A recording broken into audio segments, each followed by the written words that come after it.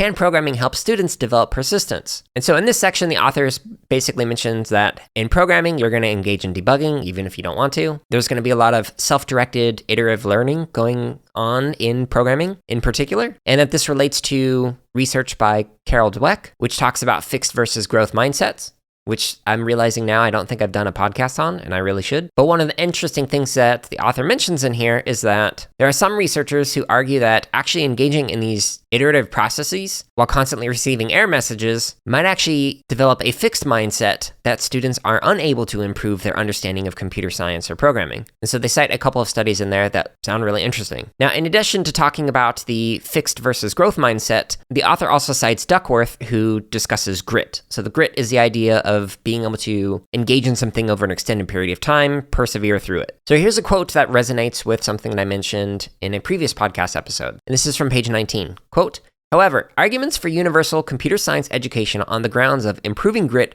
should be viewed with caution. The grit narrative sometimes emphasizes personal responsibility and perseverance in ways that ignore and deny systems of power and privilege that promote and prevent success." End quote. That's a really good point. Yes, it's good to persevere and have grit. Learning something can take many, many hours, not just the 10,000 hour rule, which I have a podcast on that I'll include a show notes in. It's not just once you reach 10,000 hours, suddenly you're an expert at something. Even though that 10,000 hours is obviously a long amount of time, some domains it's more, some domains it's less. And I have a whole episode that specifically talks about that scholarship that I'll include a link to in the show notes. We also need to consider the fact that there are some systems in place that privilege some people while making it more difficult for others. And so to say that you just need to have some grit in the face of those systems doesn't acknowledge the fact that there are still barriers there that some people have while others do not. And asking people to just grit through it doesn't really help address those barriers. The last thing that the author mentions is that Dweck actually acknowledges that some people will have growth mindset in some domains and then have a fixed mindset in other domains. For example, there have been multiple times over the course of the last couple of years while I've been slowly learning Japanese where I'm like, I just don't think I'm going to get this. And I realized, oh wait, that's definitely a fixed mindset.